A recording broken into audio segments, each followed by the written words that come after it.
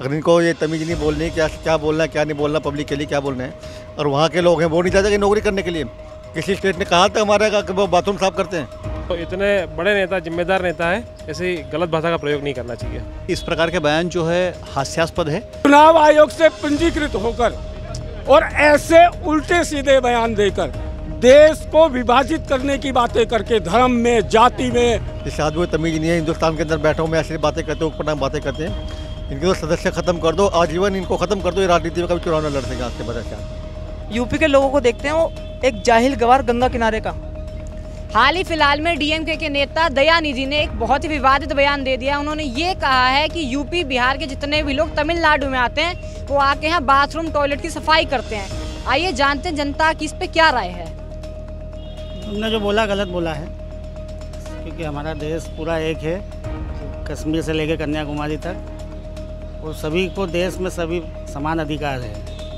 तो जो यूपी में रहता है या तमिलनाडु में रहे, हर व्यक्ति का मान सम्मान होना चाहिए। और जो बोला गलत बोला है। क्या विचार आपको, ऐसा बोलना चाहिए था? ऐसा नहीं बोलना चाहिए था। हमारे देश के प्रधानमंत्री गुजरात के रहने वाले, लेकिन चुनाव यूपी से आके लड़ते हैं। तो हम तो किसी में भेदभाव समझते ही नहीं है। तो इतने बड़े नेता, जिम्मेदार नेता है, ऐसी गलत भाषा का प्रयोग नहीं करना चाहिए। आपके इस पे क्या विचार है? नहीं, गलत बोला है। उनकी तो सदस्यता खत्म कर देनी चाहिए, लोकसभा सदस्य खत्म कर दें ऐसे आदमी के। तो इस आदमी को तमीज़ नहीं है। हिंदुस्तान के अंदर बैठे में ऐसी बातें करते हैं, ऊपर बातें करते हैं। इनकी तो सदस्य खत्म कर दो, आजीवन इनको खत्म कर दो। ये राजनीति में कभी चुनाव न लड़ सकेगा आज के बाद से। इनकी राजनीति खत्म करनी इनकी तो। अगर इनको ये तमीज़ नहीं बोलनी क्या क्या बोलना है क्या नहीं बोलना, पब्लिक के लिए क्या बोलना है, और वहाँ के लोग हैं वो नहीं चाहते कि नौकरी करने के लिए। किसी स्टेट ने कहा था हमारे का कि वो बाथरूम साफ करते हैं। किसी स्टेट ने तो नहीं कहा ना करके ये बात।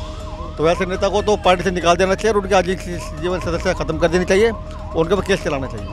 क्या इससे कहीं ना कहीं जो इंडिया अलायंस है उसके अंदर भी कुछ फूट पड़ सकती है? नहीं, इंडिया अलायंस का तो इससे कोई मतलब ही नहीं। वो तो खैर बहुत दूर है इन लोगों से। वो ऐसे ऊपर बयान नहीं दिया करते, लेकिन जितनी बयान दिया बहुत गलत दिया है।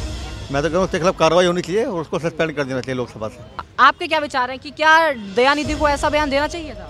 देखिए, दयानिधि मारन की इस प्रकार के बयान जो है हास्यास्पद है और ये मानवता को शर्मसार करने वाले हैं।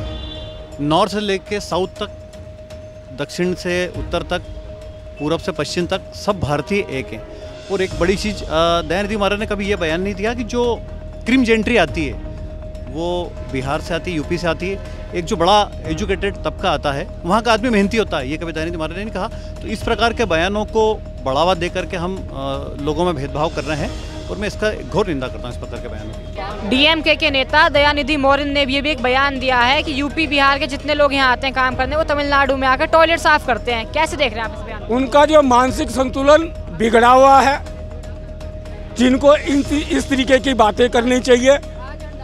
काम कोई भी छोटा और बड़ा नहीं होता, लेकिन और वो अपने आप को, इस देश का दुर्भाग्य है कि इस तरीके के राजनीतिक दल इस देश के चुनाव आयोग से पंजीकृत होकर और ऐसे उल्टे सीधे बयान देकर देश को विभाजित करने की बातें करके धर्म में, जाति में, क्षेत्र में विभाजित करने की बातें रखते हैं।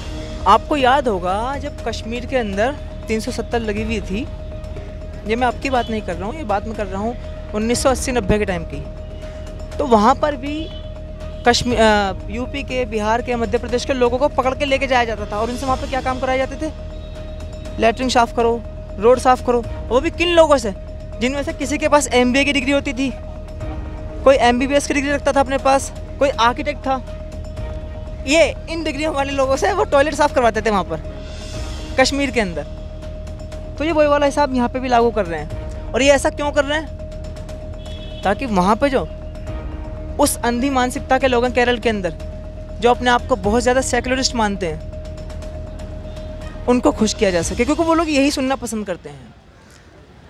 और मैं दूर कहाँ जाऊँ, आप हमारे यहाँ दिल्ली में ऐसे बहुत सारे एरिए हैं जहाँ पर मैं आपको नाम ही बताता हूँ। देखो, वेलकम हो गया, सिलमपुर हो गया, पुरानी दिल्ली हो गया, तुर्कमान गेट हो गया। इन एरियो में बेचारे यूपी बिहार से आए वाले लोग होते हैं। तो यूपी के लोगों को वो कैसे देखते हैं? यूपी के लोगों को देखते हैं वो एक जाहिल गवार गंगा किनारे का।